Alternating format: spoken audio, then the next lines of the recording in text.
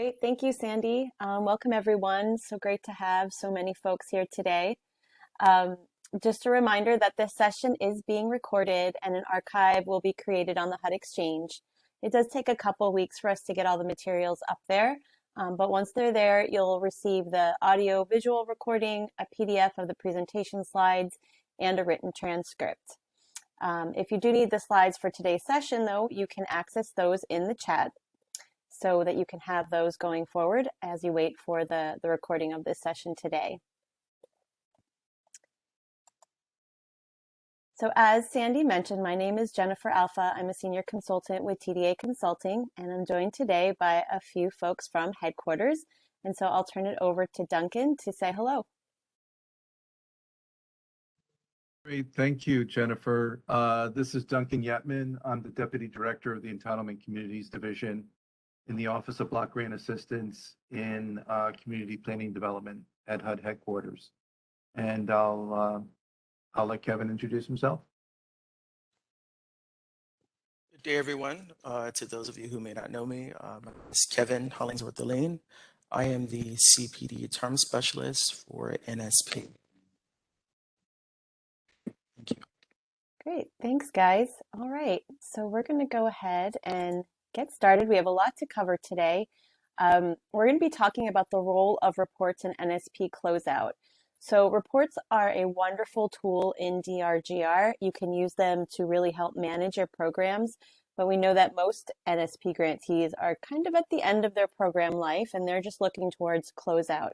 So this webinar is designed to help you understand how you can use those reports to prepare for the closeout process and make sure that all the information that's in DRGR is reflective of what actually happened in your programs and matches what you have on your own records. We're going to be reviewing some key reports today, really walking through each of the key reports that you'll use to prepare for closeout and looking at the components of those reports and how you use them to meet some of the criteria that's required for closeout to make sure that everything in DRGR is reflecting that you have complied with those criteria.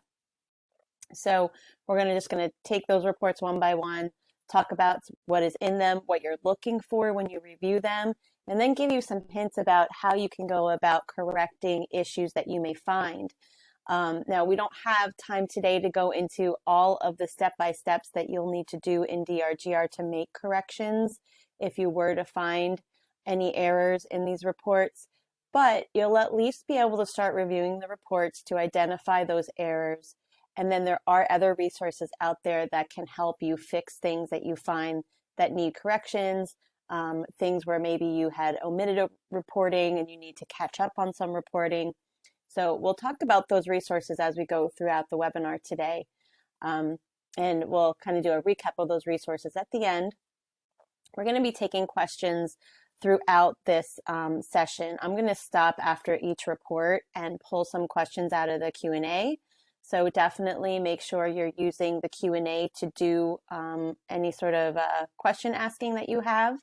The chat is, if you have any technical trouble with the webinar, go ahead and use the chat. Sandy will be monitoring that. But for the Q&A, we're going to, focus on the Q&A when we get to our Q&A sections of this webinar. So go ahead and use that Q&A to drop your questions whenever you have them. We'll break after each report that we talk about and grab some of those questions so that they're fresh in everybody's minds. And then we'll do a little bit of general Q&A at the end as well. And we'll try to get to as many questions as we can today. We know that folks have a lot of questions about reports always, so we'll do our best. If we can't answer your question for some reason, we'll make sure that we do some follow-up so that you're not left with an unanswered question. All right, so go ahead. I'm going to turn this over to Kevin to talk you through a couple slides here. Okay. So reports are very essential for closeout to determine compliance with closeout criteria. A short to-do list for working with reports include possibly if a grantee has financial questions, or even if a field staff member has financial questions related to expenditures, drawdowns, program income, let's say if we'd like to see receipts by project and activity related to program income. And then if we'd like to get in more detail, particular maybe for a rehabilitation of residential properties, or maybe there's a question related to, or we'd like to view what's going on with land banking or construction of new housing. So that is great, essential. It's very necessary when we're closing out a grantee why we need to look at financial reports. Another thing is the LH25 set aside, which is the low income set aside. So this basically is where it's not less than 20% of the NSP funds are used to house individual or families at or below 50% of the area median income. And so this is very helpful, and we can also use our reports for this information as well. Now, again, let's say if a grantee has questions or a field staff member has questions related to meeting a national objective. This can also be found within Drgr financial reports, our performance reports. Maybe we'd like to know how many units have been completed. Possibly we could, maybe let's say if we have a projected amount of the grantee has a projected of projects that you'd like to complete. Maybe we want to see what has been completed, their green measures and things of that nature. We can also view, let's see, the activities, and addresses and affordability for the grantee has to complete has to follow affordability guidelines. And so we'd like to see if they're following that related to their addresses of properties and things of that nature, their affordability period. That is another reason. And I think I have addressed everything I wanted to share with you from this slide. Jennifer, if we could advance to the next slide, that would be great.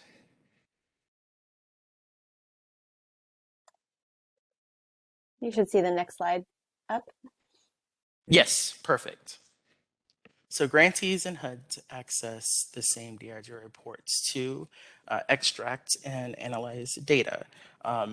Possibly we'd like to look at the budgets, the drawdowns, obligations, expenditures.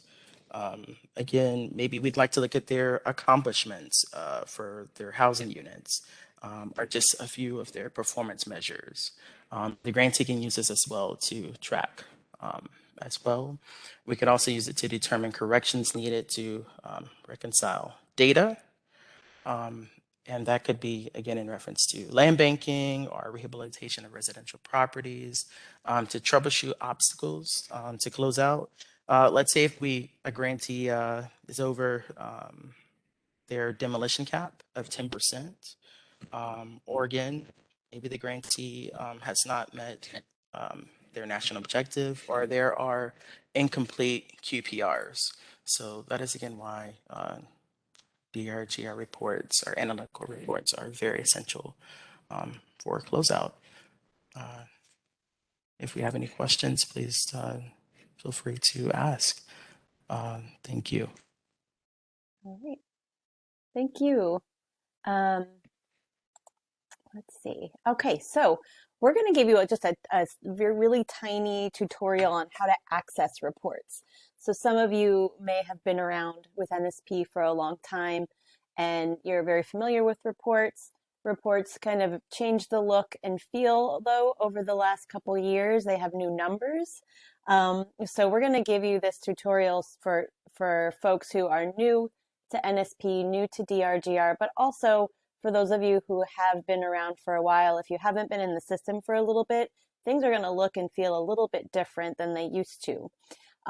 So on this slide here, you can see this is just a screenshot of being in Drgr. On the top toolbar, you are always selecting the grant that you want to work in, and that's really important. You want to make sure that you are picking the right grant. Many NSP grantees have more than one NSP grant, so make sure that as you work in Drgr, you're selecting the right grant. But that's just an aside, a little bonus tip for you for today for working inside Drgr. But on this top toolbar here, you see this pie chart, and this with the number 1 next to it there. That pie chart is how you access reports. It's called the My Reports module, and when you click on that, you are then going to click on Reports in that drop down. And when you click on Reports, it's going to take you to step number 2, where you're going to choose the Drgr Analytics folder. And we're going to talk more about this in a couple slides, but Drgr reports used to be housed in this other folder that you can see on the screen that says Drgr OLAP. So those are where the old reports are. We're now working in Drgr Analytics, and that's really where you want to be when you're pulling report information, because that's going to have the most current, up-to-date reports that are available. So once you click on Drgr Analytics, you go to step 3, and you choose the Shared Reports folder. So there are your steps to get into reports. Basically, navigate to My Reports, select the Data Analytics, choose Shared Reports. And then once you've done that, you're going to see this list of folders here. And we're going to be working primarily in 3 folders: Global Admin, Global Finance, and Global Performance. So those first 2 are on the left side of the list. That last one is over on the right side, third one down. So Global Admin, Global Finance, and Global Performance. Those are going to be the 3 folders that we're working in as we talk through the reports that are really helpful for closeout. So you'll just open those folders and then locate the report that you need to work with. They're all there in a list. So that's how you go about accessing reports. So here's a list of the reports that are really useful for reconciling data in Drgr, understanding what data is in the system so that you know what to reconcile. And these are the reports that are key for NSP Closeout. There are many, many reports in Drgr. So we wanted to help you sort of narrow down the field of things that you're looking for when you open that giant report folder. So this first report, the Financial Summary by Activity, Responsible Organization, and National Objective, is one of my favorite reports. It is a literal gold mine of information. It has a lot of information just about your activities generally. It's going to tell you what national objective the activity is, who the responsible organization is, the status of the activity. It's got a lot of great just background info. So I like to pull this report because it can tell me a lot about the activity aside from financials. So I have everything in one place. So I use this report a lot. It also has a lot of data points about financials relating to budgets, obligations, draws, expenditures, program income. And we're going to walk through all the different data points on this report and show you what you're looking for when you look at this report with respect to preparing for closeout. This report is Global Finance Report F67, and this is in the new Data Analytics Report folder. So again, these are the new and improved versions of reports. You definitely want to pull from that folder, Data Analytics, but I did include here this column for legacy report numbers.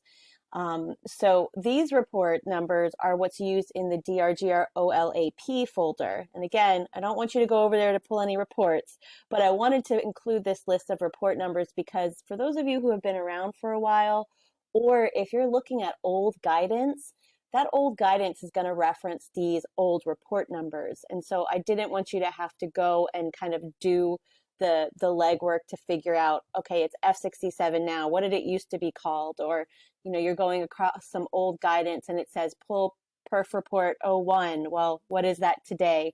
Now you know, it's all here in this little handy dandy chart. So for old timers, you probably were pulling Fin Report 7B. So that's what the new Global Finance F67 is. So we're always going to refer to the global reports as we talk through this presentation, but just know that this slide exists to tell you what the report used to be called. And we also put a little bubble on all the slides so that you know what the old report number is. And that way, if you're coming across old guidance, a lot of that guidance is still good guidance. It's just referencing the old report number. Okay, so the next reports that we're going to look at are the performance reports. And so the first one is the Performance Measures by Activity and Income report. Think of this as your outcomes report. This is going to detail your units, your households by income, your green measures. If you're reporting on NSP 2 or 3, you're required to report on green measures. Those are going to be listed there as well. The number of properties. So basically all your outcomes are going to be in this report. And this is Global Performance Report P41. Old version, Perf Report 01. The next report we're going to be looking at is, I always call this the sister report to this measures report. These two reports really go together because this next report, Household Characteristics by Tenure and Ethnicity, is going to detail the race, ethnicity, and female-headed household status of your beneficiaries. So in Performance Report P41, the one that's listing out all your outcomes, it's going to say how many households you had at low income, moderate income, and then your total number of households. But in this household characteristics report, it's going to tell you how many of those households were Black female headed or white Hispanic. So this is going to give you all of that fair housing equal opportunity data. And so I always say that these are sister reports. And this report is report P33 in data analytics. And then the next report that's really super important for closeout and that it helps you really kind of get a good overview snapshot of, I think, what's going on in DRGR in terms of the data you put in, because a lot of people identify their projects based around the addresses. Okay, I know I have units on Main Street and I have units over in this development and it's on this street. So it's kind of a good visual for folks, I've found, is to look at this address report because they can really start to visualize, okay, here's all the things I've been talking about in DRGR, and I can easily say, oh, something's missing here. So the address report is report P32, and this report is going to list out all the different addresses that have been entered into DRGR over time. Now, I will say, just as a caveat for everything about reports, the reports give you summaries of data that have been entered in DRGR. The data in DRGR is only as good as what we put into it, right? So we're all human. We're entering this data into DRGR. There are bound to be mistakes. And so the goal of Closeout is really to make sure that everything that's in DRGR is matching your internal records. And so that we're combing through these reports to see if there are any mistakes. Are we missing information? Is there information that's wrong? Is there information that maybe is almost right? Maybe it's misspelled, maybe it's missing some data. So all of this information on the reports is only as good as the information that we put into the system. And what we're trying to do is use these reports to make sure that what's in DRGR accurately reflects what's in your own records, because those are the source. That's your source documentation, right? Your records is like, call it the Bible, right? That's what we want. We're going to compare everything to your records, make sure what's in DRGR matches your records. And so the next report, and this is kind of a sister report to the address report, is the address supporting data report. And this address supporting data report is report P34. And this is where you're going to find all of the affordability data for your addresses. Now, this report is going to be blank until that data is entered. So you're not going to see very much on this report at all if you haven't entered your affordability data. And so we'll talk about that when we get to this report. And then finally, the last report we're going to talk about today is this activity status with start and end dates and environmental status report. This is going to be in our administration folder, and it's report A21. And this is just a really good report to pull to make sure all your activities are marked as complete, your environmental statuses are correct, and that sort of thing. So all of these reports are very useful. You're going to be using them all to help you close out. The reports in DRGR are extremely dynamic, and so I would say if you want to learn more about how you can manipulate reports in the system, I'm going to tell you a little bit about exporting them, which is what I think is the easiest thing to do, is just to export the reports into Excel, and then you can You know, a lot of people are pretty savvy with Excel, and you can do a lot of manipulation outside of Drgr. But MicroStrategy there's a lot you can do in it before you even export. Chapter 35 of the Drgr User Manual provides a really good overview of how to use reports generally. So take a look at that if you want a little bit of background on using reports. All right. So this is a slide that shows you how to export reports. Like I just said, I like to export reports because I'm comfortable in Excel. I like to be able to kind of crunch numbers, move things around, highlight columns as I work through the different data points to make sure that, okay, I've covered this, I've covered that. Helps me highlight things I really want to look at. And again, you can do some of this manipulation right inside Drgr as well, but I really like to export. So to export the reports, this here is a screenshot of what it looks like when you're inside MicroStrategy. And just a tip, MicroStrategy is outside of Drgr. So even though you're accessing MicroStrategy by going to that pie chart up in the main toolbar of Drgr, you're clicking on that pie chart and navigating through those folders. Once you get into MicroStrategy, you're really sitting outside of Drgr. This is important to know because Drgr is still running in the background. And for those of you who may be new to NSP, new to Drgr, Drgr is going to end your session after 20 minutes of inactivity in Drgr. So if you're going to be over in MicroStrategy for a while, working, looking through reports, pulling information, just keep that in mind and click back over to your Drgr screen every so often and just, navigate to a new module so that you don't get timed out. Because if you do get timed out of Drgr, then you're kind of kicked out for about 20 minutes to a half an hour until the system resets. There is a way to request a session reset, and you can find out more about working in Drgr on the HUD Exchange. There's lots of good information there. But just a tip to make sure that when you're in MicroStrategy, know that Drgr is still running on the side, and you want to make sure that you're letting it know you're still there and you want it to be active. So to export reports, there are two ways you can export your reports. You can use the export icon. So up here on this black toolbar, you're going to see a couple pieces of paper. And the icon you want is the one that has the piece of paper that has like a little spreadsheet in front of it. That's the one you want to use if you just want to click that icon to export it. You can also access the export option by going to Report Home and then accessing that drop-down menu, and then export is near the bottom of the menu. So both of these ways will allow you to export. It's going to create a pop-up screen. It's going to let you choose how you want to export it in terms of the formatting and all of that. I honestly I don't ever change any of that when I export. I just go ahead and click export. Everybody has different preferences though, so take a look at that screen, see if you want to make any modifications, and then you export it and it will export to Excel. And then you'll have it as an Excel file and you can use it to manipulate things. Okay.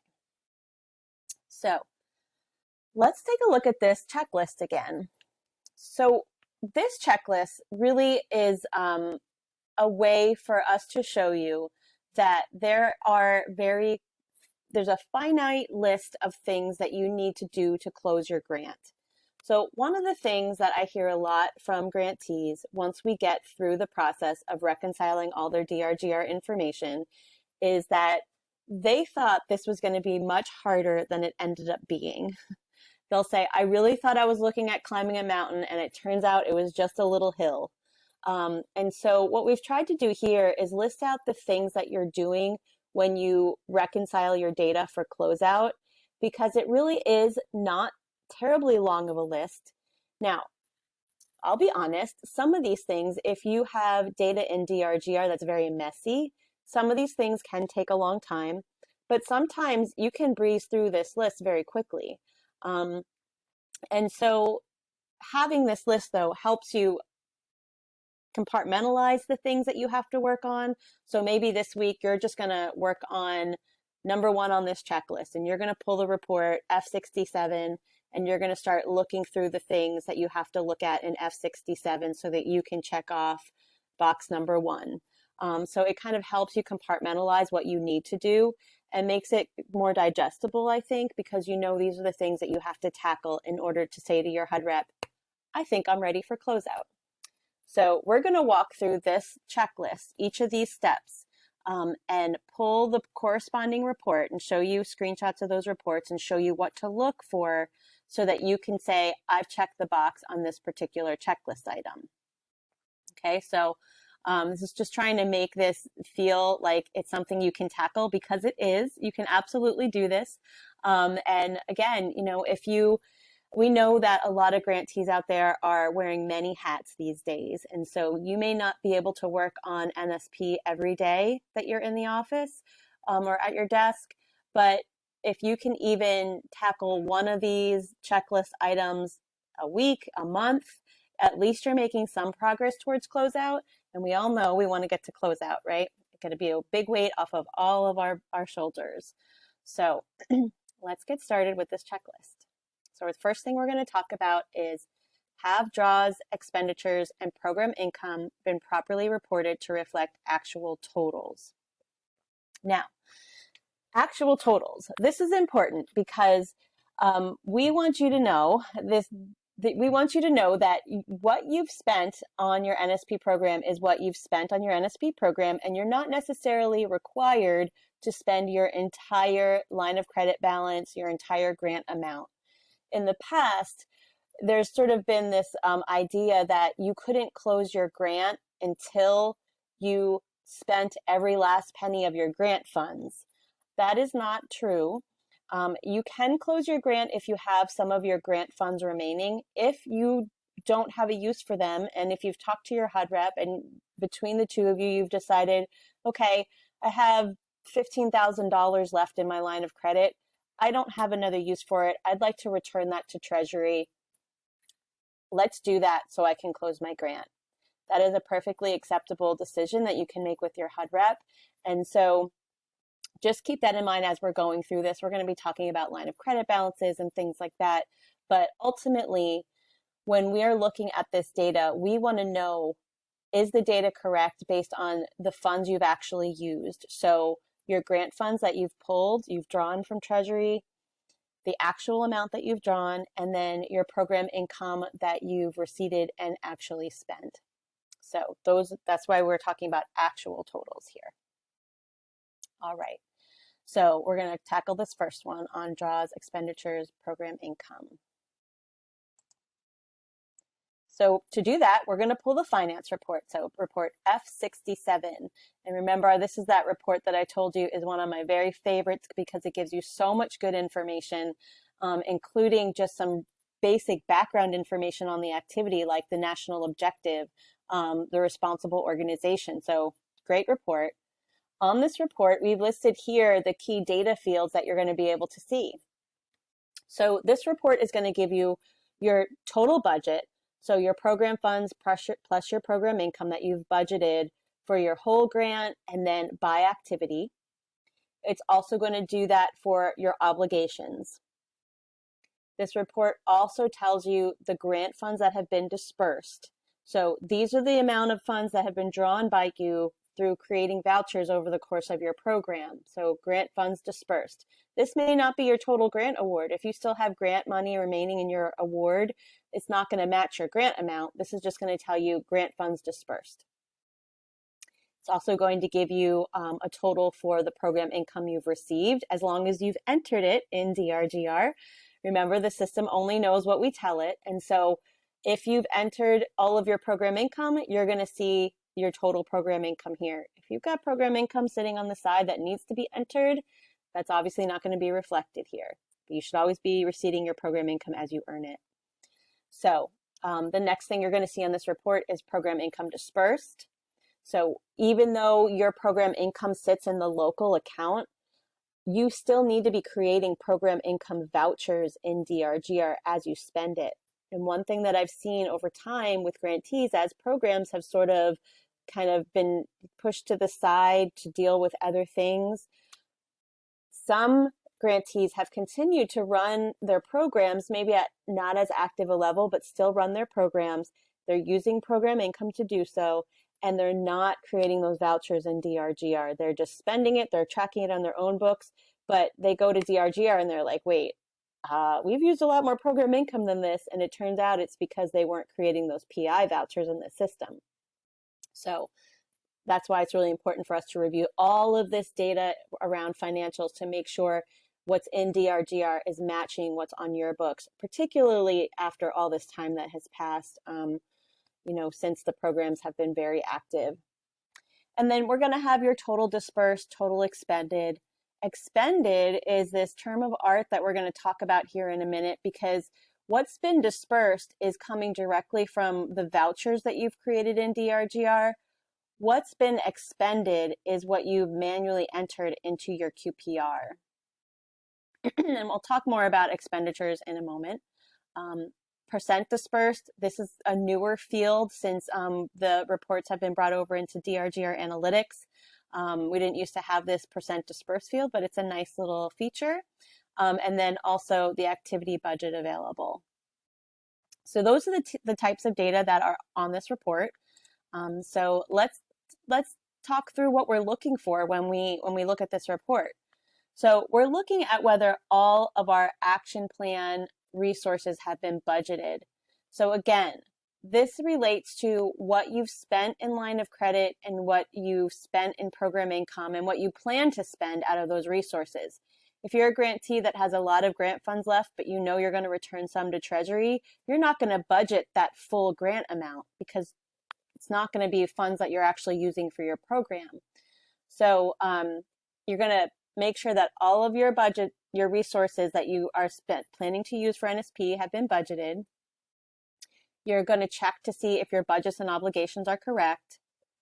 You're going to look to see if there are any budgeted funds that had not been obligated that you do plan to use. So we're going to compare the budgets to the obligations. We're going to look at whether the draws are correct by activity. So go through each activity, compare it to your records. Are the draws in DRGR correct based on your records? Does the grant funds, do the grant funds dispersed in DRGR equal the grant funds that you've drawn based on your records? Are program income receipts and draws correct at the activity level? Is the total expended correct at the activity level? Are the draws equal to the expenditures? And I'm going to talk about that in just a moment. And then are costs allocated correctly between LMMI and LH25 activities where those activities are split? So a little more on this. Some activities, say you have ABC developer and they're developing housing units that they're going to sell to low income families. And some of those units are to serve moderate income families, and some of those units are to serve low income families. In DRGR, even though it's one developer and they're building for sale housing, because they're serving two different populations, they're going to have two different activities in DRGR. They're going to have one for the mod and one for the low.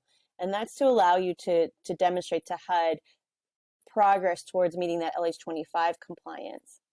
And so we want to make sure that across those two activities that are split by that one developer, that the funds have been allocated correctly. So that's what that one's about. So here's a screenshot of Global Finance Report F67. As I said, these first few columns are sort of the background information on your report. So activity number, title, type, national objective, the status of the activity, whether it's completed or underway. You'll see later when we get to Admin Report 21 that this information is also in that report. But look at how handy that it is. It's here in F67 as well. We also see here the activity responsible organization. So those first 6 columns there are really background info. And then we get into the nitty-gritty of the finances. So the first thing we're going to look at in this report is, are all the action plan resources budgeted? So this top lighter blue line gives you the total for all of these different categories. So total budget, total obligation, grant funds dispersed, PI received, PI dispersed, the total dispersed, then that includes the PI and the grant funds, and then the total expended. And then at the end here, you have that percent dispersed and the activity budget available columns, those newer features that I mentioned earlier. So on this first line, you're going to see here that this will very quickly tell you your total budgets and your total obligations. So like I said before, if you know that you're going to spend your entire grant and you've received, your entire grant is $2 million and you've received $1 million in program income, then your total budget should be $3 million if you plan to spend all that PI before you close out. If for any reason you're not spending all your grant funds or you're planning to do a PI transfer at some point, this total budget is going to be, different than all the money you've ever gotten, right? So what we want to do here is make sure that your total budget is representative of the actual amounts that you're going to use. Then we're going to compare the total budgets against the total obligations. And as you can see in this example, they do match. And that's our goal for closeout, is once you get to closeout, your budgets, obligations, and total draws should be squared. They should all be the same number. And so that's what we're striving for closeout. But initially what we're trying to do is just get the right numbers in there so that they match what you have in your own records. And we want to do this cumulatively at this total level line, but it's very important that we're doing it at the activity level line as well. So for each of these activities, you're going to go down and you're going to say, are my budgets and my obligations correct? Are my grant funds dispersed correct?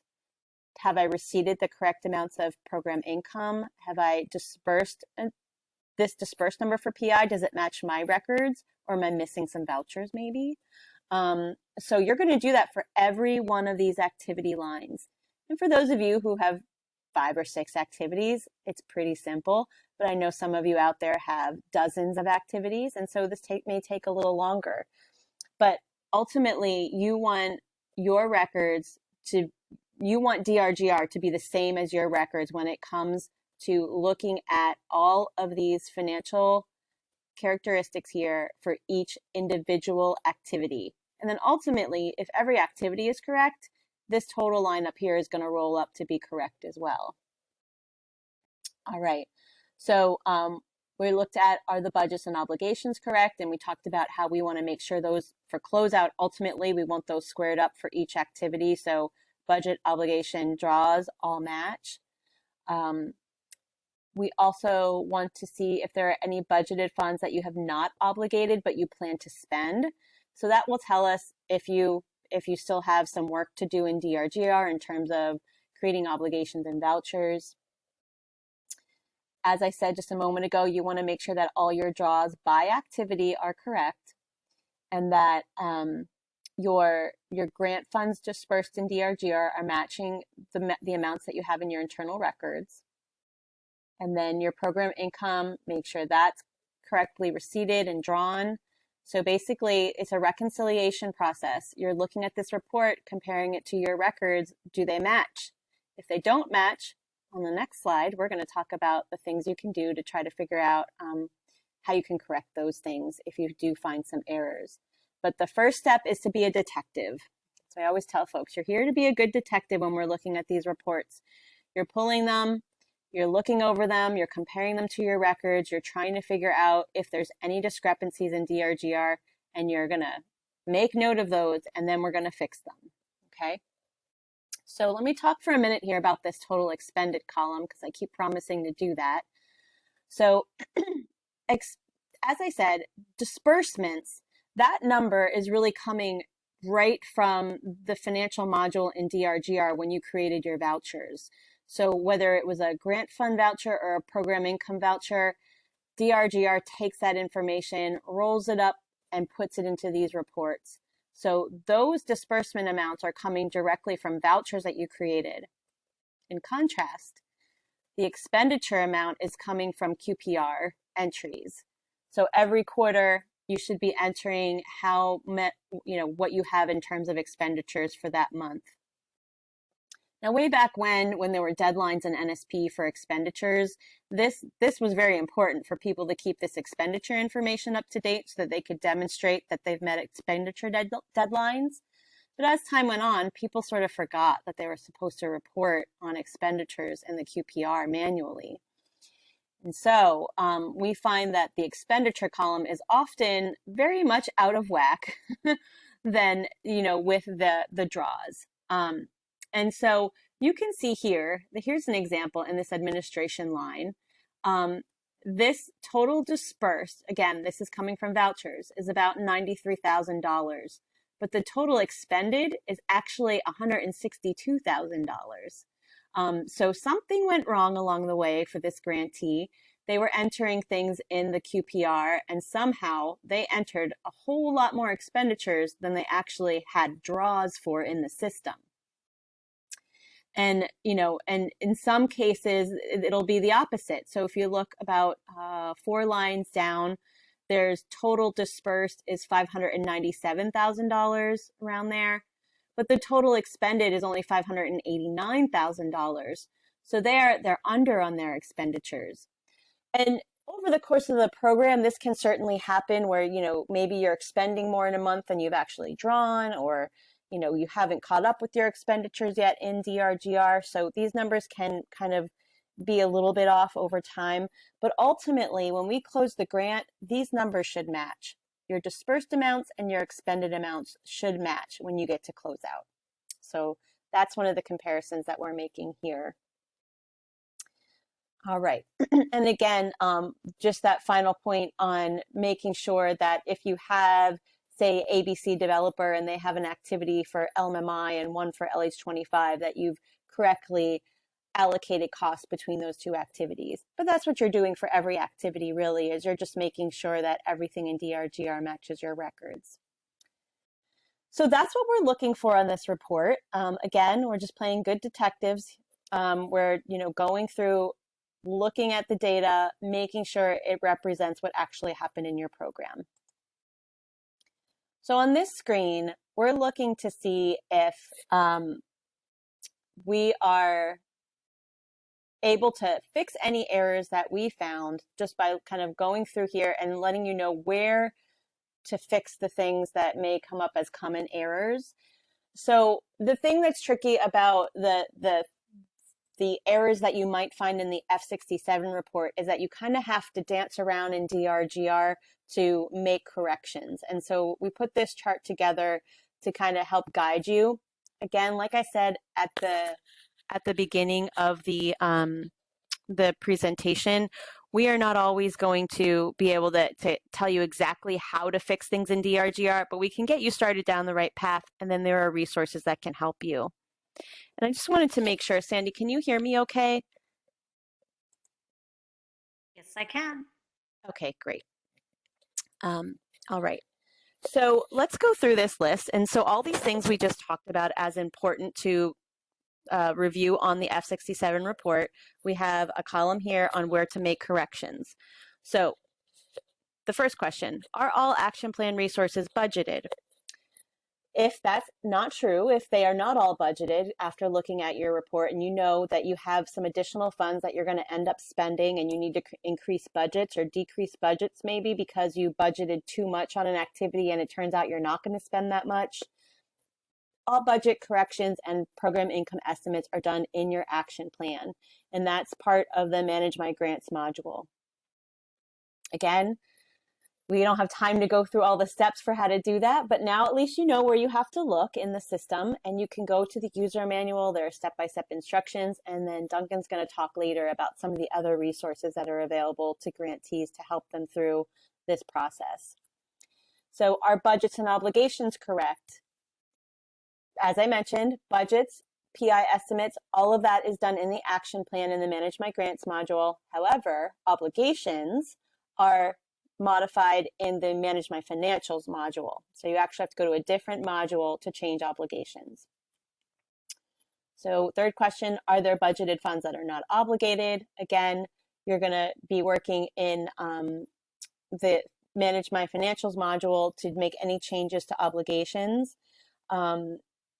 you're going to correct those there. But if you're considering returning any funds to Treasury or completing a PI transfer, then you may not need all the funds that you previously obligated. And so that's an example of why you might go into Manage My Financials and actually decrease obligations to match what you've drawn if you're not going to be drawing any additional funds that maybe you expected you would have previously.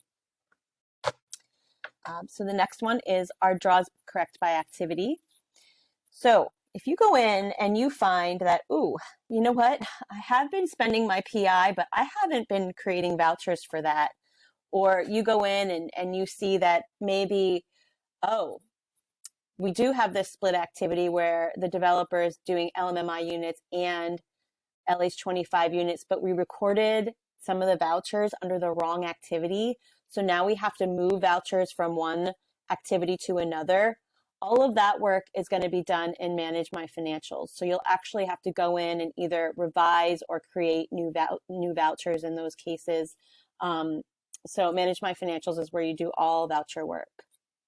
This may also require some changes to your budget and your obligation though. So voucher work can get a little bit tricky, and I'd say this is a place where TA is really helpful because it allows you, someone to help you kind of strategize the sequencing of what you need to do to walk through the process of fixing things in the system. When it comes to financials and reconciliation there, the sequencing of the steps is really important. So there is help out there to help you do that. All you have to do is figure out whether you need the help. So take a look at these reports, find out if you have errors that need to be fixed, and then folks can get you some help. All right. So program income received and drawn correctly, PI receipts, and PI receipts are done in the Manage My Financials module. You create a PI receipt. If you spent PI and you need to record it, you're going to create a voucher also in Manage My Financials. And then finally is the total expended correct at the activity level. And again, expenditures are part of the Qpr reporting, and you do that manually in the Qpr. So for any given activity, if you need to enter expenditures, you're going to enter just the difference that you need to enter to catch up. And you're going to do that cumulatively one time. You don't have to go back to figure out, oh, I missed an expenditure in March of 2014. Nope. You're going to do all those corrections right in the current quarter Qpr, and we'll talk more about that later. And you can also use negative numbers here. So if you've over-reported expenditures, you can go in and put a negative number to bring it back to the number that it should be. All right. So that's F67 for those first things that we started talking through. And we have a little bit more to do on F67. So the next part of F67 is, has the grantee met the LH25 set-aside requirement, and has the grantee limited administration spending to 10%? So these are some of the NSP requirements and caps that grantees need to be mindful of. And you can use the F67 report to help you figure out if you've stayed within these requirements. So again, as Kevin mentioned at the beginning of the webinar, grantees are required to set aside 25% of their grant plus program income to serve households that are at 50% AMI or below. And so to do that, your activities needed to be set up with the right national objectives so that you could easily see these activities are serving LH25 eligible households. And by doing that, you can then easily do some calculations to make sure that you've met that requirement. And similarly with administration, you were setting up a separate administration activity. So on this next screenshot, what we're going to be doing is just looking at, for the LH25, making sure that we're looking at both grant funds and program income received, because that's the requirement. It's grant funds plus PI, 25% for LH25 eligible households. And the real test is your actual draws. So you want to see how much you've actually spent on those activities to see if you've met that 25% requirement. Excuse me. So again, back when we were looking at that checklist generally for F67, we said we want to make sure that costs are allocated correctly between LH25 and LMMI activities, because you want to make sure you're getting all the credit that you can for your LH25 activities. So, you know, if you have funds that are, or costs that are sitting in an LMMI activity, but it was really for an LH25 unit, you want to move those costs out of the LMMI activity and get them over to LH25 so you can get credit for those. And similarly, and really important, is you want to make sure you don't have any LMMI costs in your LH25 activities, right? Because that's cheating. You don't want to over-report on your LH25 because you have to make sure that you really did meet that requirement with the right expenditures. So making sure that your costs are correctly allocated between LH25 and LMMI activities is really that first step, and that's why we put that first in that checklist. Because now when we get to doing the calculations to see if you've met your 25% requirement, we'll know that, you know, you've already double checked all your math for your individual activities, right? Costs in each activity. So now we can do that math.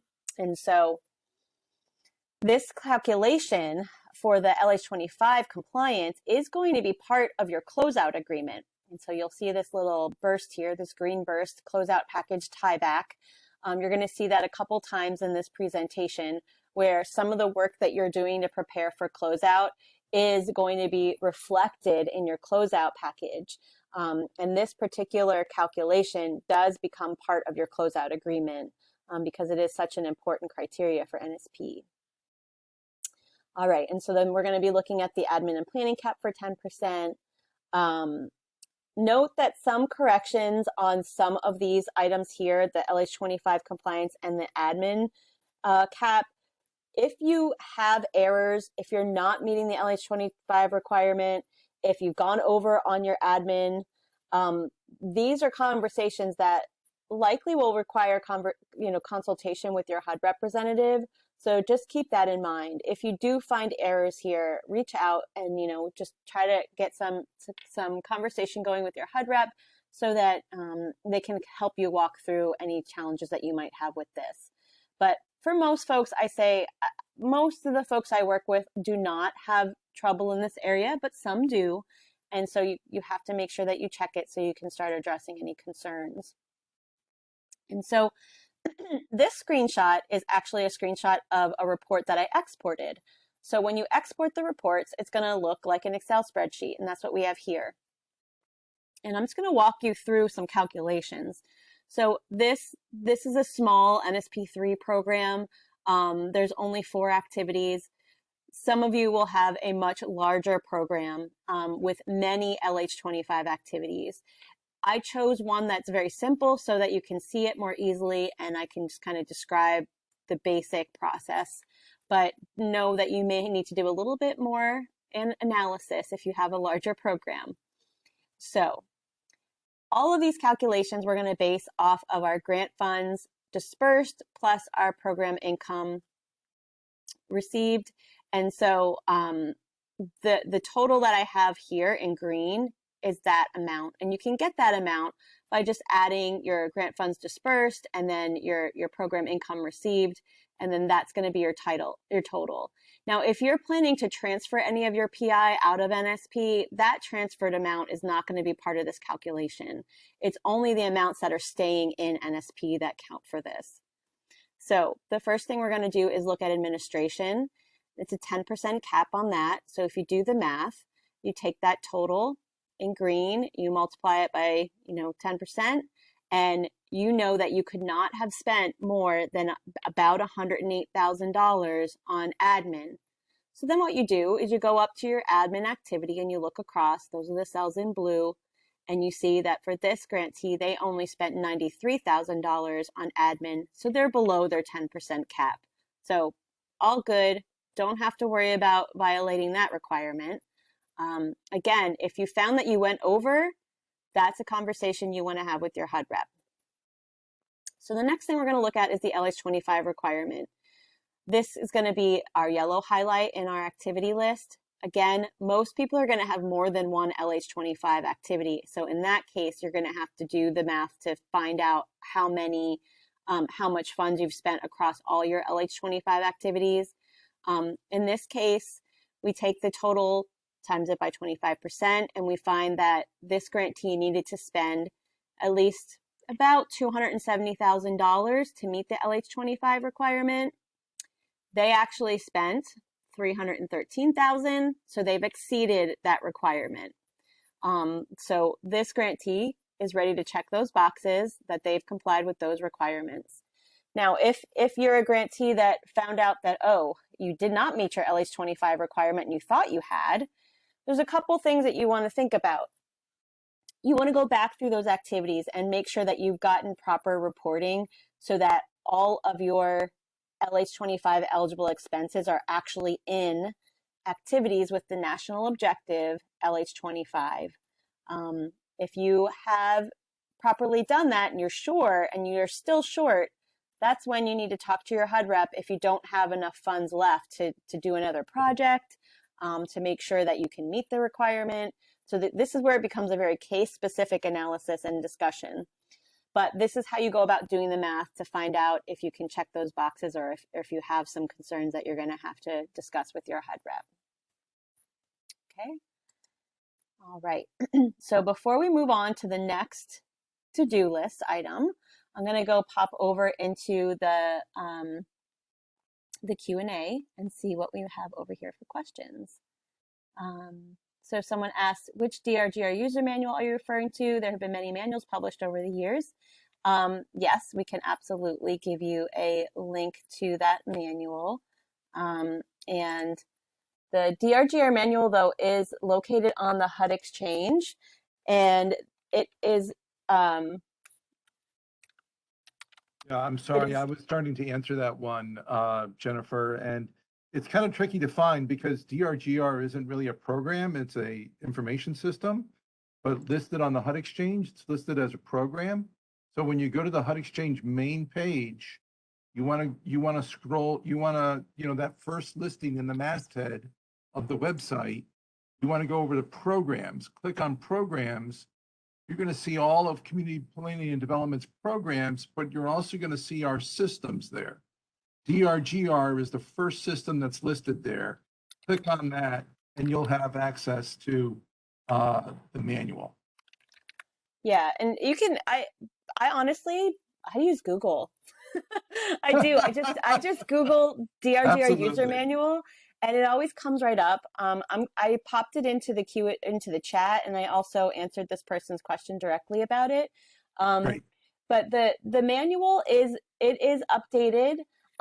There's been a lot of new releases for DRGR over the last couple years, and every time there's been a new update, the manual has been updated. And so for those of you who haven't been in the manual in a long time, I think you're going to be pleasantly surprised. It's been rewritten to be much more user-friendly, a lot more screenshots, a lot more step-by-step instructions.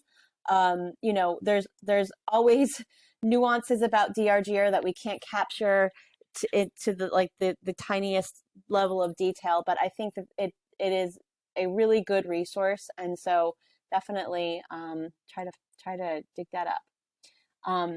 So someone said they can't find the link for the PowerPoint, so it's in the chat. And Sandy, if you could just post that again, I know you've posted it a couple times, but if you could go ahead and post that again. Yeah, folks, you just need to scroll up and down in the chat window there to find that. There's also 3 other unanswered questions that we've assigned to you there in your My Q&A, Jennifer, if you could take a look at those. Yeah, I can do that for sure.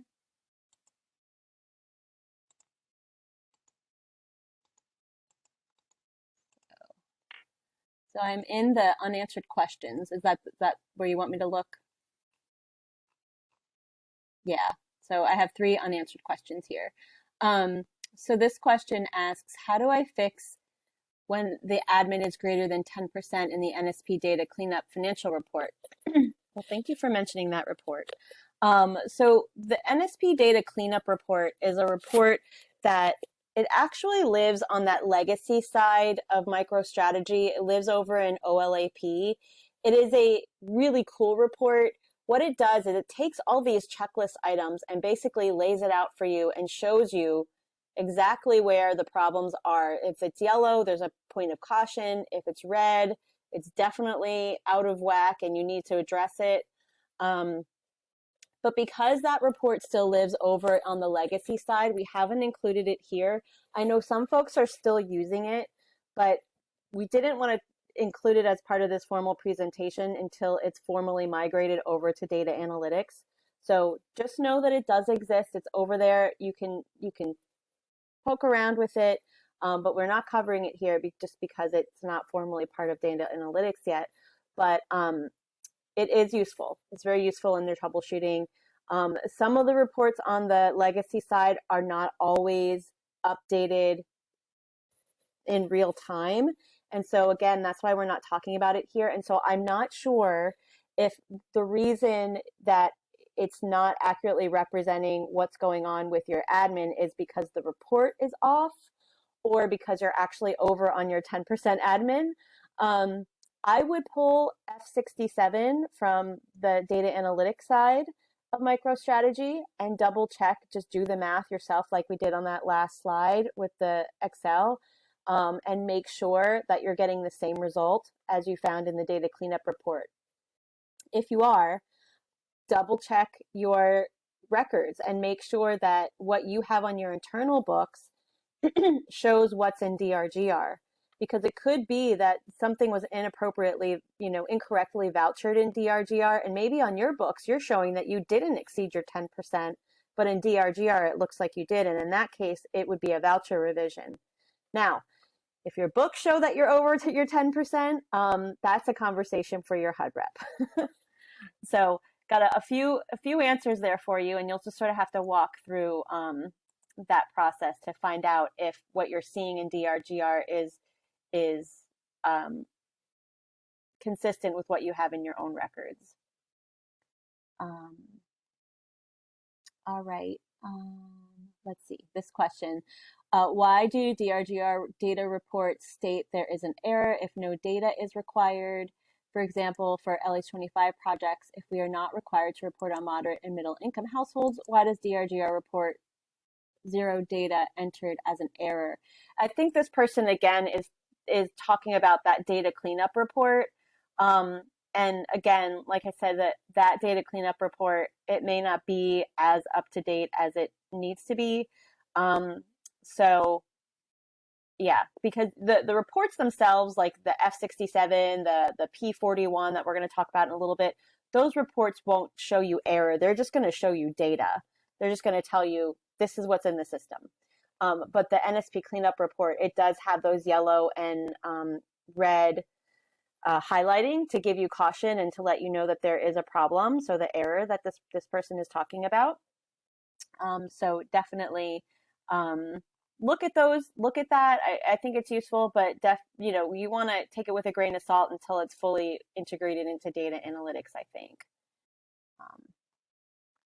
All right, and this person asked,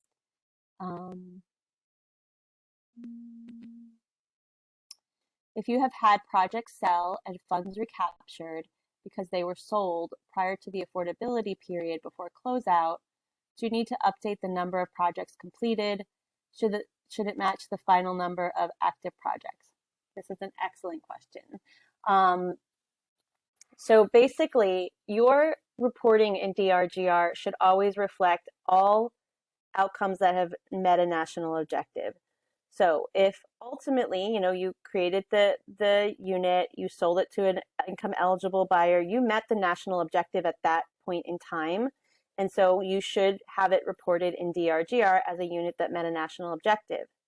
Now, one of the things that you do in DRGR is you report on your affordability compliance. And so we're going to talk in a minute about this support data for addresses report or address supporting data report, where you will have recorded all your affordability start and end dates. If you have a unit that comes out of your inventory basically because you recaptured the funds, it's going to stay in DRGR, but on that screen where you do your affordability reporting, you're going to explain what's happened with that unit. Okay. So again, that's sort of like a nitty gritty about DRGR functionality that we don't have time to get into today. But I think that does answer your question that yes, that unit will stay in DRGR. You're just going to report on what happened with it on the screen where you talk about affordability. And then this is a question that's not really DRGR related. It's relating to whether a subrecipient can keep program income generated. And so you need to look to your subrecipient agreement to see if that was what was decided with that subrecipient. Subrecipients can retain program income. They still need to report it to you though. So they would still be reporting it to you so that you could get it receipted into DRGR. But again, this goes back to looking at what you've allowed with that subrecipient. All right, so that answers all the questions. So we're gonna move on. Oops. So now we're gonna get into the performance report side of things. Now, remember I mentioned that we have a series of performance reports. One of them is the P41 report, and on this one we are looking at have all accomplishments been reported for the activities that have met a national objective. And remember, I just said to that person who had asked the question, if you've met a national objective, you want to report it in DRGR. And you don't want to report anything that has not met a national objective. So sometimes what we'll find is that somebody got started on a property and they immediately went in and started reporting it in DRGR, but they hadn't met the national objective yet. Some reason that property became infeasible, so it never met a national objective, and now they've over-reported in DRGR. So you want to make sure that everything that you have reported in DRGR has indeed met a national objective. Okay, so that we're going to go to see what we're looking for in the performance report P41.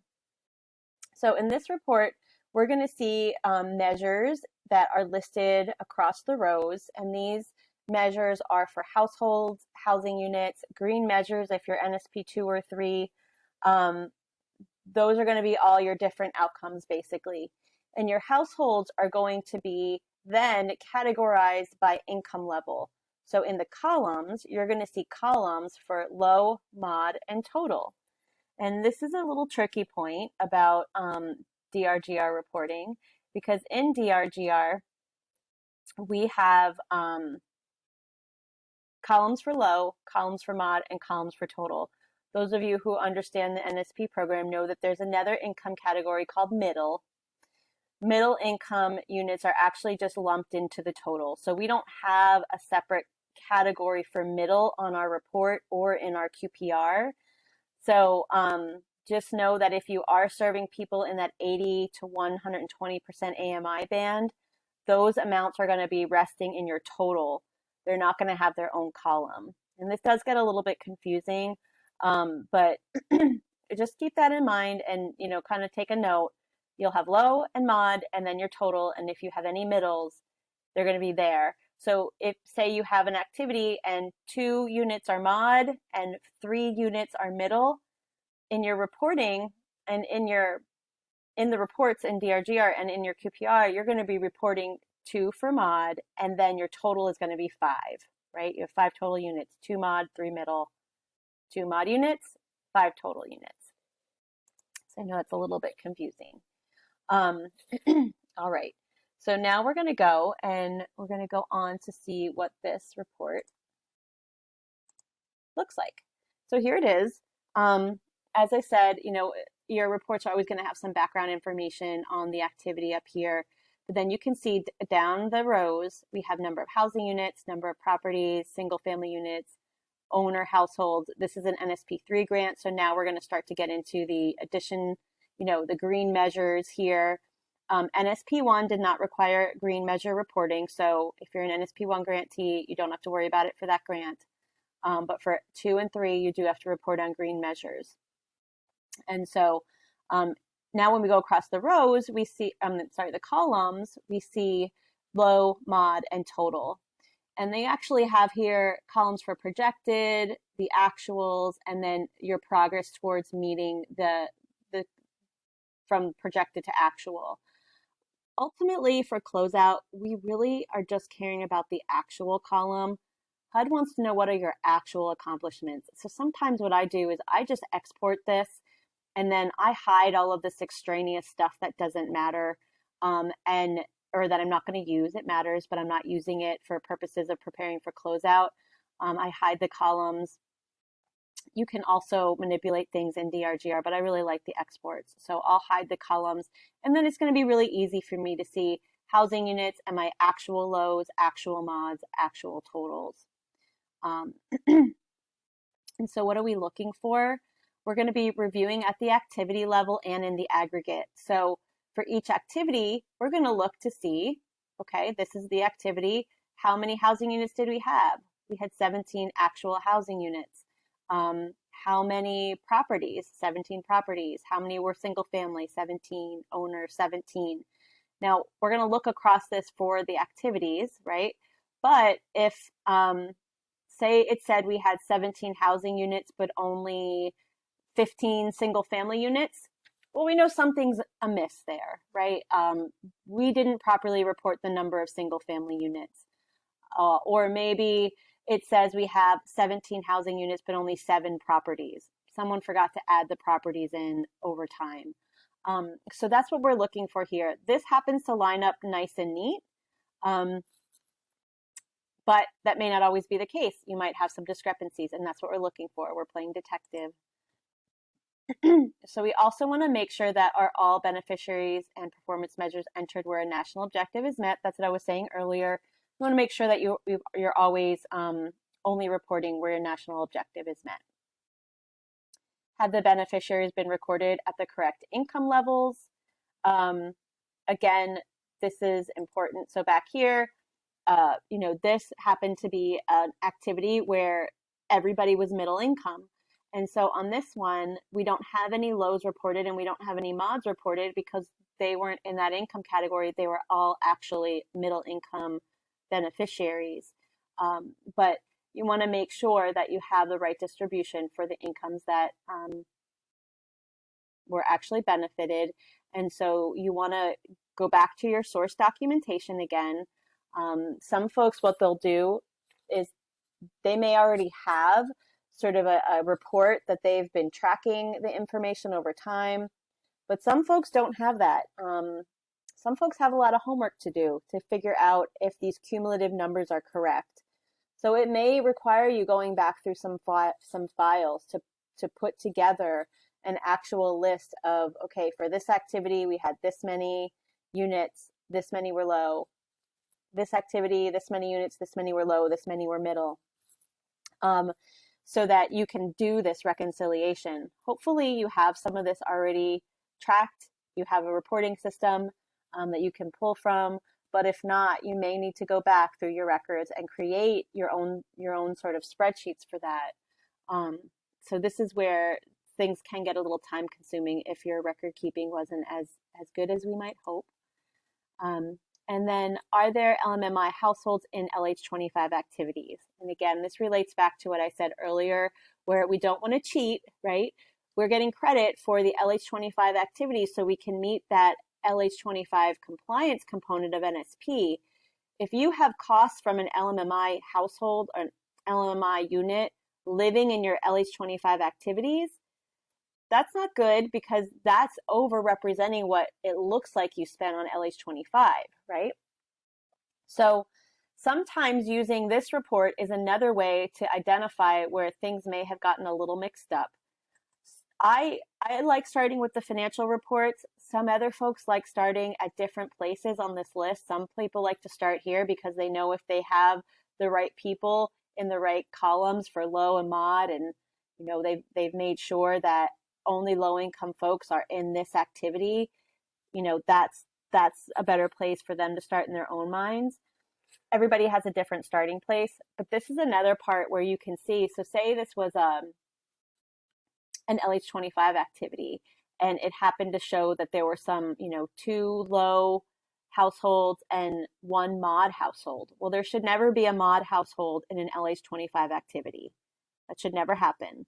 Your LH25 activity should only have LH25 beneficiaries, because your costs that you funded with NSP for that activity should only be for households that fall into that LH25 eligibility category.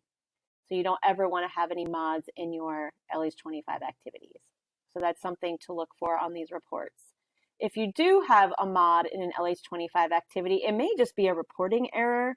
So this is where, again, you want to go back to your source documentation, go through your financial records, make sure that you know, were there 2 units or were there 3? If there were 3, should they all be low? Make sure that what you funded and what the beneficiaries for that particular unit actually were low. So it does take a little bit of sleuthing if you find some discrepancies here. All right, so that's the P41 report. A little bit more on this one. So back here, remember I said you have these different indicators, and you want to make sure that the numbers reconcile. So if you have your number of housing units should match your number of single family and owner units if this is a single family owner project. If it's a renter multifamily project, then your number of housing units should match the renter and multifamily numbers. So if they don't, maybe you have an explanation for it. Maybe there's something unique about your project and that makes sense, and that's okay. But for the most part, most projects are going to have the same number of housing units for all these different unit indicators.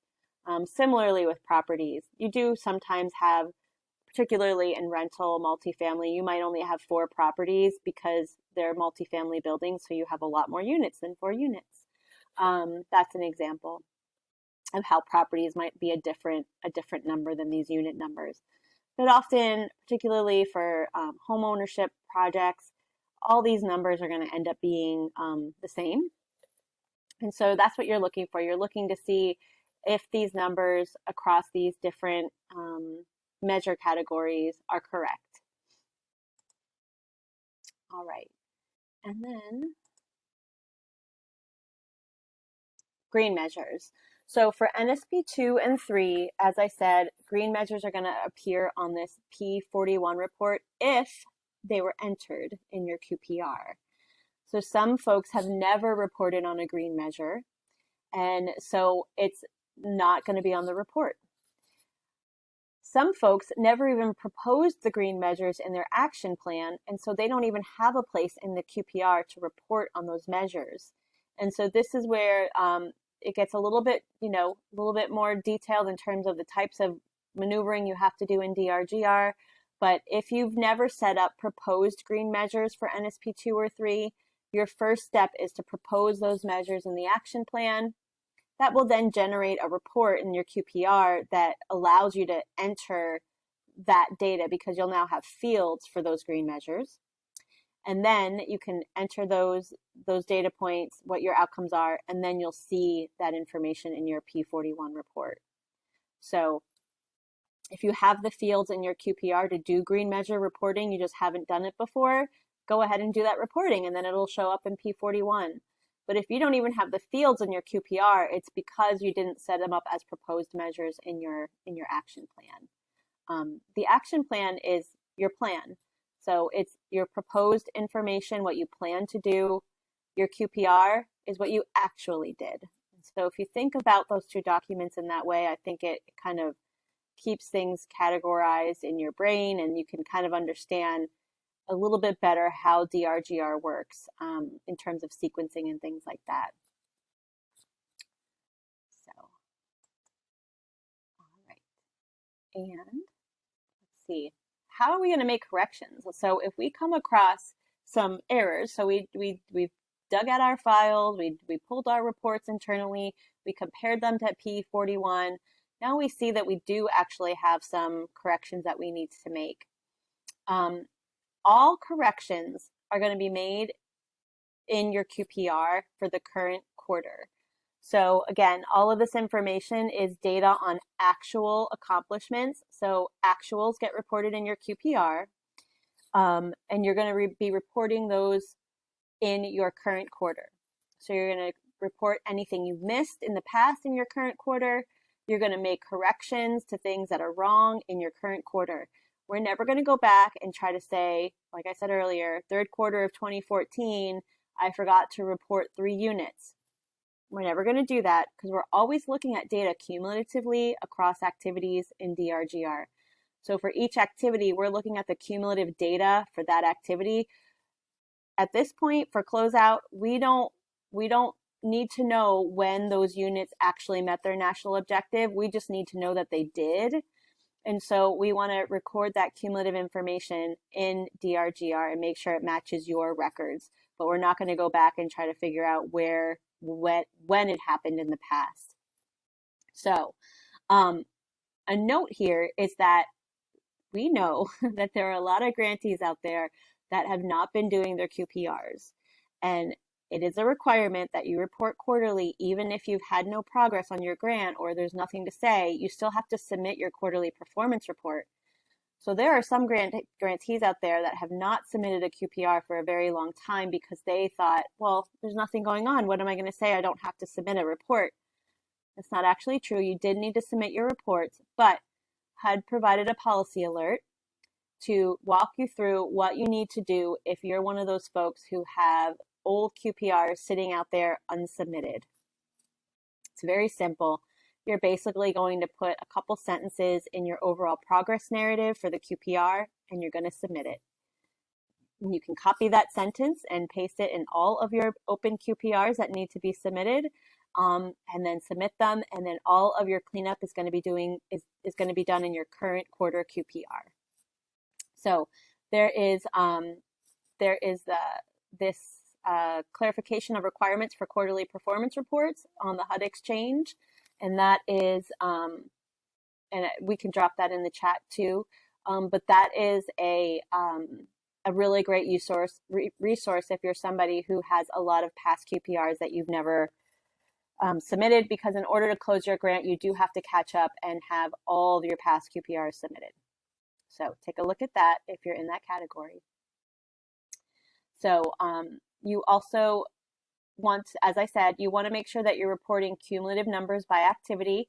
So we only care at the end of the day, how many units did you have for activity A? 10? Great. Let's make sure it says 10 in DRGR. Oh, it only says 8. Well, that means now we have to report 2 units. So you get to your 10, right? What if DRGR says you did 15 units for activity A? That means you over-reported in DRGR. You're sure your records are correct and that it should be 10. So now we have to take away 5 units in DRGR. So we're going to use negative numbers to do that in our reconciliation. And you're all going to, again, all in the current quarter QPR. What I recommend, though, is that you do include a narrative note when you're making these reconciliations so that anybody reviewing your QPRs knows, oh, they didn't actually do 2 units in this quarter, or what is this strange negative number? If you include a narrative note, it helps your HUD reviewer understand what you're submitting. It also gives anybody in the future who may be looking back at these things an understanding of why these changes were made in the QPR. So just put a narrative note that says you're making these changes and describe them as part of reconciliation for closeout. And then notes in DRGR can save you a lot of headaches in the future. So use those narrative fields to really tell your story about your program and the reports that you're submitting. And this last point here, some reconciliation may require adjustments to proposed accomplishments in the action plan. That's an example of that green measure discussion that we had, where you need to actually propose the measures. Some measures you have to actually propose in the action plan before you'll see fields for them in the QPR. So some reconciliation may require you to go back and fix that. Some reconciliation may also require you to change activity types in your action plan so that you get the right types of fields. And we'll talk about that a little bit when we get to the admin report that we're going to review together. But just know that here as well, if you're not seeing a particular field in the QPR to complete, then it could be either that you didn't propose the measure in the action plan, or maybe you've chosen the wrong activity type. Again, these things start to get a little bit nuanced, and that's where it's okay to ask for help. All right. Okay. So before I go on to this slide, I'm going to check the Q&A, and it looks like someone's having some trouble with the chat. Nancy, do you want to go ahead and drop your email address in the Q&A box, and then we'll follow up with you and make sure that you get the slides and also a working link to the manual. I'm not sure why that's not working for you, but if you go ahead and put your email address in the Q&A, we'll make sure that we get those things to you. All right. And there were no other questions on this one, so I'm going to move on.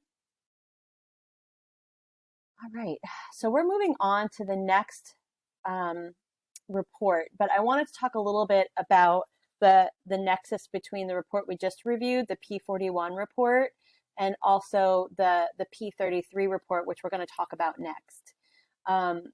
Because both of these reports relate back to beneficiary reporting, so reporting on our outcomes, and we have to use them together.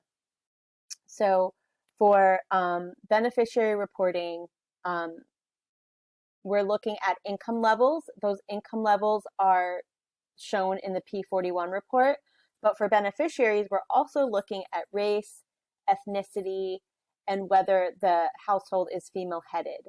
And so those data points are reported in your Qpr, and they show up on the P33 report. Okay, so so we're always going to be in Drgr when you do your Qpr, when you actually do the reporting in your Qpr, you're going to be entering your number of households by income, and then there's going to be boxes for you to identify the race for those number of units, whether it's Hispanic, whether it's an owner, renter, or single family, multifamily, and then also whether the unit is female-headed. So all of these different data points are captured when you do your Qpr reporting, and the number of units and income shows up on P41. I like to call it the FHEO data, the fair housing data with race, ethnicity, that sort of thing, shows up on P33. So let's take a look at P33. This is a report that it can be kind of a lot to review because there's a lot of data on it. There's a lot of columns, there's a lot of fields. So sometimes exporting it is a little helpful. You can also go into your Qpr and actually look at cumulative totals inside your Qpr. And sometimes that's a little easier when it's relating to this race data because it's only showing you what you actually reported, and it's not showing you the whole universe of categories like this P33 report does. So just know that there's other ways to look at data inside of Drgr that's not reports. For most things, reports gives you the best cumulative snapshot, but this is one area where I actually like to go into the Qpr and look at the cumulative totals that are in there in my activity that have been reported. So that's just a tip. So, but for this, again, your rows are going to have all your activities as they do on all the reports, and then your columns are going to detail those race, ethnicity, and female-headed statuses. And so I'm just going to go ahead and show you what that looks like. But I did want to make a special note about unknown. Unknown race in Drgr is a category that you can use to record information, but use this where you truly do not know because the person didn't want to report it. You were required to collect this information. People didn't have to tell you it, but if they did, you should be reporting it in Drgr. So I worked with a grantee once, they'll remain nameless, but they had reported all of their race data as unknown, all of it, for every single unit. And I said, wow, this is interesting. Did you ask for race data? And they said, well, we did, but we don't have the records. They're out in storage, and I'm not sure what the information is. And I said, well, that's not really appropriate. You can't just say unknown because you don't know because you didn't look in the file. Unknown is for if you actually didn't get the information because the person didn't want to report it. So just a little tip. All right. So this is what the report looks like. This report, as I said, there are many, many columns in this report. So down the rows, you have your activities. And then across the columns, you have all the different categories that could be reported. So all the different races, whether they're female-headed. Across the top bar is where it's going to show you the Hispanic categories and whether they're owners or renters. So this report can be a little bit busy, but like I said, you can always go into Drgr, into the Qpr, and look at the cumulative total there as well. But because there are so many columns on this report, up here in the top right-hand corner, you're going to see data columns. 1 through 10 is what's showing, but there are really 13 columns. So you'll need to scroll across the columns to really get the full picture of all the data that's in here. And there can be more than 13 columns, just so you know. So just know that your scrolling might happen up and down to go across your activities, but it also might happen across your columns for some of these reports that have a lot of information in them. All right, so what to look for here is you want to look to see if your totals by race equal your total by income. Now, Drgr never should have let you enter the data unless they did while you were doing the entry. Drgr has an internal check so that if you're telling the system you have 2 low-income households and you're reporting that for income, then it's going to make you report on 2 households by race as well. So whether those households were white Hispanic, or one was white Hispanic and one was black, or whatever the mix of the races were, you should have 2 and 2 if that's what you're reporting. But every household in Drgr must have a race associated with it. Now, I will make a note here because this is a point of confusion for a lot of grantees that I help with reconciliation. But in Drgr, think of it as a hotel with many rooms, okay? And all the data lives in different rooms. It doesn't always relate to one another very clearly in these reports. So when you pull these reports and you see that you have 5 units and they're all low, and then you look to see that those 5 units have these different races across them, and the units have, these 5 different addresses, there's not a place in Drgr where you can go and say, oh, for the address 123 Main Street, I know it's a low-income person and they're white Hispanic. There's no place that's going to link all of that data together with addresses, income, and race in one place. And so this is where sometimes people get a little bit frustrated because they see that there's an error in their reports and maybe they've over-reported somewhere, and now they have to extract that over-reporting from their activity, but they're not sure. Should they be taking out the white Hispanic household, or should they be taking out, the black household? They're not sure, because in Drgr, those things, there's not one place to tie all of that together, but your records should have that. And so that's where, we have to kind of go back and look at your records to see what each activity should be showing in Drgr. So just something to keep in mind about how data is presented in the system versus how you're keeping it in your own records. All right, and then so have any unknown races been reported? If so, are they truly unknown or not? And then have you reported your female-headed households as well? Some folks have forgotten to report those. You want to make sure you're capturing that data. All right. To make corrections, again, you're going to reconcile all of your data in your current quarter Qpr. There's no need to go back to past quarters. You're not trying to recreate reporting in the past. You were just looking for cumulative numbers here. And again, Drgr never should have allowed you to create a situation where you have more households reported by income than you do by race or vice versa. It should have taken care of it itself in terms of the number of reporting. But sometimes the wrong races are reported, or you forgot to report your female-headed households, or maybe you reported all unknowns. Things like that happen, so that you have to go in and make corrections to this race, ethnicity, female-headed household data. But the numbers should match. You may just need to shift around the different criteria that you're reporting on. And again, that's all going to be done in your current quarter QPR.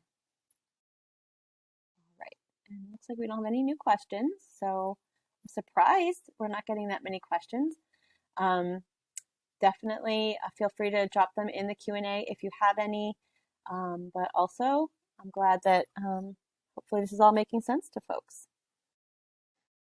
Okay, so we're going to move on now to addresses.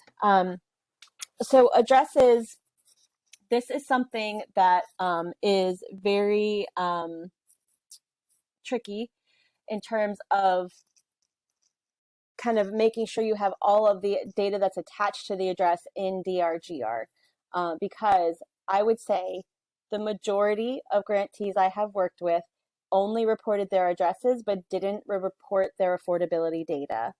When NSP first started, there weren't any screens to report affordability data in Drgr, and so the screens came along a little later, and I think not everybody caught that that was something that was out there that was required. And so I would say that most people I work with have not done this affordability data step.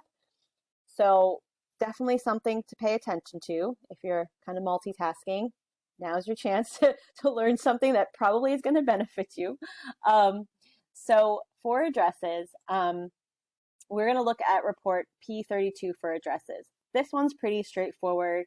It's going to list all of your addresses by location and when they were entered. And so it's going to look like this. You're going to have a list of addresses here.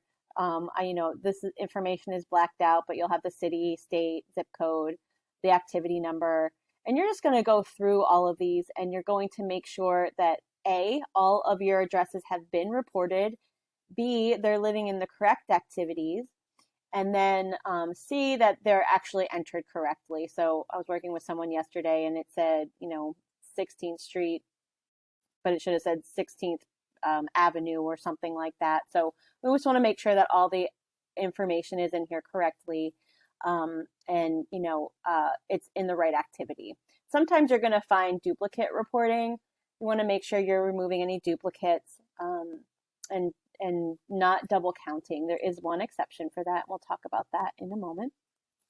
So again, you're looking for incomplete activities, making sure they're in the right activities, and making sure that the total number of addresses is correct. So have you captured all of your properties? Now, the only time a duplicate entry makes sense is if you have a project that is split between two activities. So for, say, multifamily buildings, sometimes a multifamily building will have both LH25 units and LMMI units. And in that case, we want to record the address for the LH25 and the LMMI. And that's the only time you would really have the address in there twice. So I tend to go after the addresses last. Again, everybody does this a little differently. Some people like to do it first because, again, it wraps their head around everything that's out there. But I think that with addresses, you want to make sure that all of your draw information is correct across your activities, because then you'll know by doing that, you're by nature going to kind of sort out where the activities should be recorded, and then you can move on to this address step sort of towards the end. All right. Now, again, all things QPR, you're making corrections in your current quarter QPR. In some cases, if you have a really messy address situation, I have worked with grantees where we've just deleted all the addresses that are in Drgr, created a data upload template, and uploaded everything one time. Nice, neat, clean. You can find the data upload templates on the HUD Exchange as well.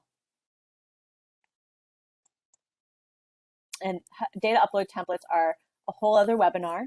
But there is a chapter in the user manual on how to use data upload templates. So if you are interested in those, there is information out there to help you. So finally, we're going to look at this data support data for addresses report, which is P34. A tip on this, so these are all the data fields that are on this report. I'm not going to go through them all, but I am going to tell you that the three really important ones, which are the affordability start date, the affordability end date, and the affordability strategy. And these three data points are going to show up in your closeout package ultimately, because they are part of your management plan for continued affordability. That management plan for continued affordability is where you're listing all of your properties, the affordability start and end date, and what you use for the affordability strategy, either recapture, resale, or if it's a rental property. So those three data points are really important. These others all still need to be entered, but those three are particularly important. So just know that this report pulls for all of your NSP grants. So if you have NSP 1, 2, and 3, it's going to pull information for all three of them at once. So exporting this is a good idea, because then you can filter. You can filter inside Drgr as well, but you know, exporting, always a good thing. So that is definitely a tip. Some folks pull it and they're like, why do I have so many addresses? Well, it's because it's pulling for all your grants. All right. So what you're looking for on this report is you're looking to see if the addresses in P32 are also in P34. So that address report, are all of your addresses that are in your address report also represented on this support data for addresses report? If not, if you're missing addresses on P34, that means you never entered the data into the fields, because the addresses will only show up on this support data report if you've actually put the data into Drgr. So you kind of have to go through and count and compare and make sure that all of your addresses have the right data associated with them, because that affordability data is really important to have in the system. And where you put this support data in is you go to your Qpr. Actually, you go to manage my grant, and then under the performance report menu, you're going to click on manage addresses. And then when you get your search list of addresses, at the end of the row, there's a button that says enter data. And you're going to enter the data there. Click on that, a screen will pop up and you'll enter the data there. And again, these are Drgr steps that we don't have time to fully explore today, but you can definitely use the Drgr manual to tackle some of this, or you can ask for some help.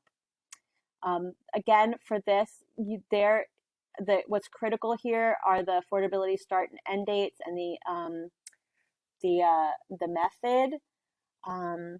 Also important to include your expenditures on this reporting, because this is the only place in Drgr where we record expenditures at the address level. Everywhere else we talk about expenditures, it's rolled up at the activity level. There's also a template for this. So I find that because so many folks have not done this reporting, using a template on this in particular is very helpful, because you can complete the template outside of Drgr and then upload it all at once, and you're not having to click through to open that support data screen for every single address. So template in this case is very, very useful. All right, and I've already talked about this. So this is the tie back to your closeout package. You're going to have this management plan for continued affordability, where you're going to have to list all of your addresses with the affordability start and end dates and the method. Having everything in Drgr is going to make it real easy for you, because you can generate the report, and if your report's correct, you can use that to complete this form. And then finally, we're going to talk about this last report, which is the global admin report. This is going to show us our activity type, status, the environmental status, and then the actual completion date that's been entered in the Qpr. So this is what it looks like. You have your activity types here. in this first green arrow. The reason it's important to check your activity type is there's two reasons. The first reason is that HUD does not want any of these activities to be acquisition general unless you are a grantee who back in the early days kind of split up your projects across activities. So you have one for acquisition, one for rehab, one for financing. That's not the preferred method to have done your setup in DRGR, but back in the early days of NSP, while, as they say, we were building the program while building the plane while flying it. Some folks did create these buckets to serve one single project. And so in those cases, having an acquisition general activity is okay. But if you acquired, rehabbed, financed, everything under one activity, your activity should have an activity type that is the end use, not acquisition general. A lot of folks just went in and called everything acquisition general when they really shouldn't have. You want your activity type to match the end use. So a lot of rehab, reconstruction of residential structures, a lot of new construction. So you want to check your activity type because HUD does not want to see a lot of this acquisition general unless you have a special situation where you divided an activity into buckets and then you're associating those activities together. So that's one. The other reason the activity type is important is what I said earlier, which is sometimes you can't do proper reporting if you have the wrong activity type. So you may actually be looking at this A21 report earlier than, at the last thing on your checklist, but you're also going to see your activity types on other reports like the F67 report. You're going to be looking at that and you're going to catch some of this about activity type early on because it's right there on the F67 report as well. All right, and so activity status. Once it's time to close your grant, all of your activities should have the status of completed. And as you can see for this one, everything's still underway. So before we close, we're going to have to go into the action plan, change them all, the status is to complete. Also, let's look at the last arrow here for environmental status.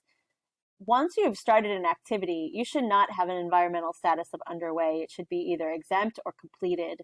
If you have any environmental statuses that say underway, those activities really need to be in the planning stages still, not completed.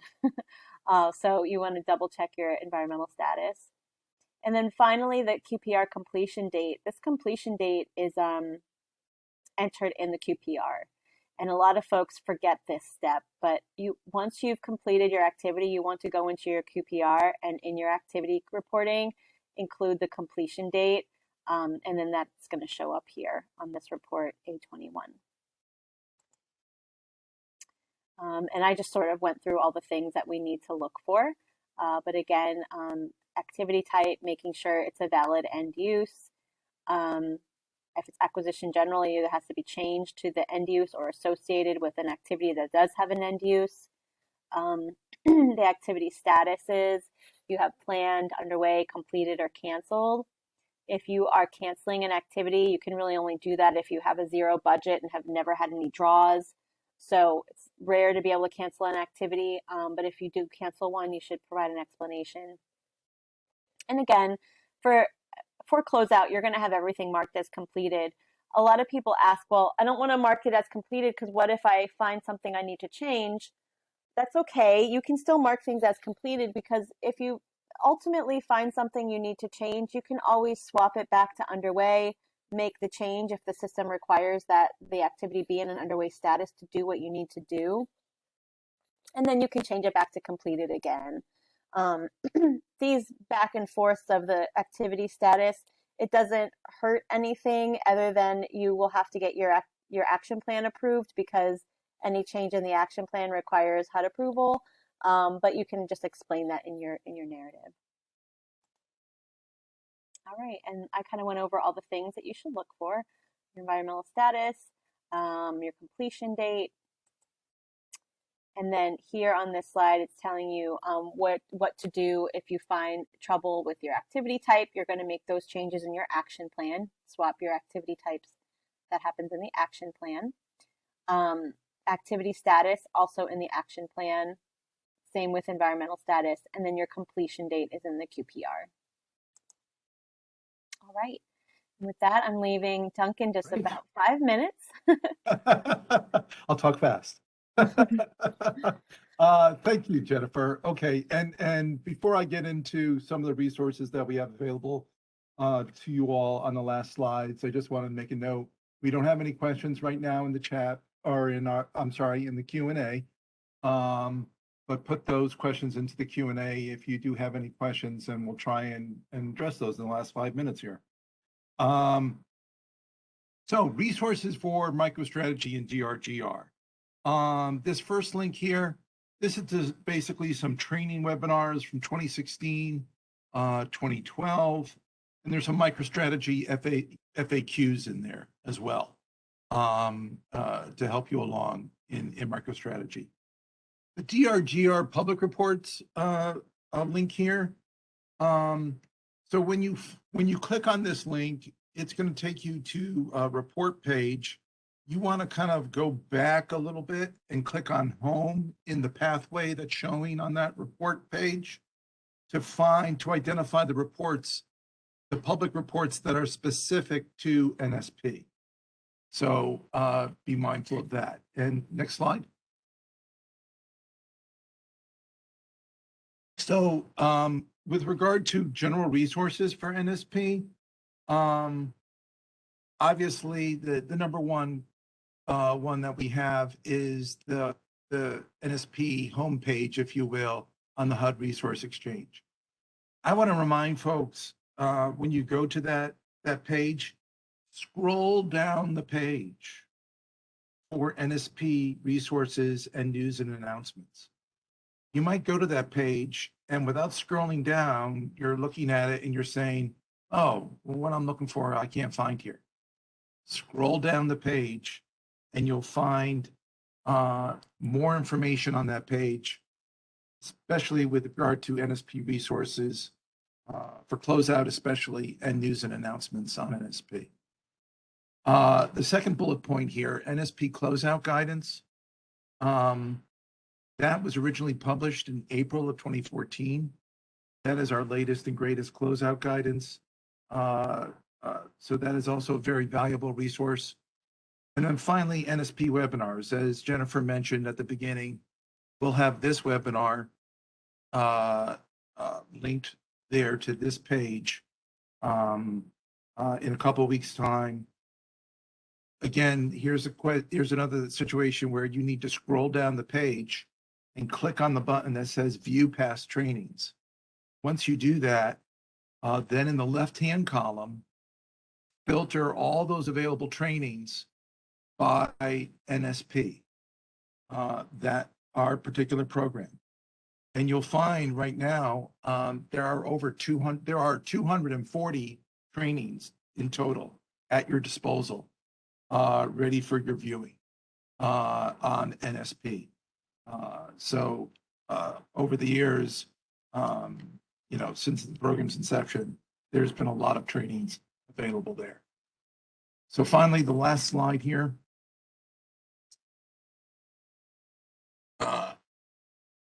Ask a question. What if you're going to all these resources, you can't find the answer you want or need? What this link does is it gets you to the HUD program support page for all of CPD programs. From this page, you want to click on the middle box, which is titled Ask a Basic Policy Question on a HUD Program. And then that takes you to the Ask a Question page. And then you would fill in your information, your grantee information, and your question will go to the appropriate TA provider to answer your NSP or DRGR question. And then finally, any NSP questions, any other TA requests that you have, go to the NSP questions mailbox at the address listed here. Be sure that your request for in-depth NSPTA is vetted with the field office. We are working primarily through our field offices to close out your NSP grant. To assist us in closing out your NSP grant, your field office is your primary contact. So we want to be sure that you're reviewing these requests with the field before submitting them, and that when you do submit them, you also copy them on the request. This is very important as the field is, each of our 43 field offices is developing their own strategy for closing out the NSP grants within their portfolio. And it's important that we use the limited TA resources that we have left available to us in NSP in a very strategic way. So make sure that you review these requests with your CPD rep in your field office before submitting them. So with that, I don't have anything else. We are done. I see one other question here in the chat, and it's regarding addresses. For addresses, would duplicate entries be acceptable if you had a demolition and then a rebuild? Can you answer that? Yeah, I would say, so typically what we say, and check with your HUD rep on this for sure, because there isn't, like, this isn't written in stone anywhere, but what we usually say is if you're meeting a national objective, two different national objectives, you would include it in both places. So like I described before, in that multifamily building, that property is serving both an LH25 and an LMMI. We record it in both places. So in this situation, if you're meeting a national objective with both of these activities, and they're separate activities in DRGR, then you could record it in both places. Or if they are related activities and you're associating them, your HUD rep might prefer you to associate them, the activities, in DRGR, and then choose that you're going to record the address in just one of the activities. So that situation I described earlier, where we may have had buckets for a particular activity, acquisition, rehab, and then, the ultimate financing for it. We don't want to record the address in every one of those because we're only really meeting a national objective one time. So in those, we're associating the activities together and choosing which activity is going to have all the recording of accomplishments. So there's kind of need a little bit more details about your question, but maybe. So ask your HUD rep. Yeah, I mean, I think for the most part, we would prefer if they are associated in DRGR if possible. Yeah. So that's that. And then somebody else had up in the chat, I saw, had asked, how can your expenditures be more than what you've actually drawn? And it's because expenditures are manually reported in the QPR, and manual entries are sometimes not always accurate. And so that's why we double check them and make sure that they just match our draws once we've confirmed that the draws are correct. So with that, I think we can wrap up for today. No other open questions. Thank you all for joining us. It's been really nice to kind of share this information with all of you, because I know it's something that's heavy on a lot of folks' minds in terms of how can I close my grant. And this is how you get started. You get started by taking a look in DRGR and making sure that all of your data matches your own records. You're just being a detective, and hopefully this little checklist that we created in this slide presentation gives you a sense that this is really more of a hill than a mountain. And it's a lot of just kind of detail-oriented comparisons between the DRGR reports and your records, which isn't always the funnest thing, but it's definitely something that you can conquer. You just have to kind of set the time aside to do it. And then if you do find errors and they do need to be corrected in the system, as Duncan discussed, there is some help here on this last slide. You can reach out to get some assistance. So with that, we're going to wrap up for today. You can keep an eye out for all of these materials in a couple weeks on the HUD Exchange, but I did also drop into the chat that policy alert about catching up on QPRs in case anybody wants to take a look at that as well. All right, that is everything. So thank Great. you all. Thank you, everyone. Have a wonderful rest of your day. Bye-bye. Bye-bye.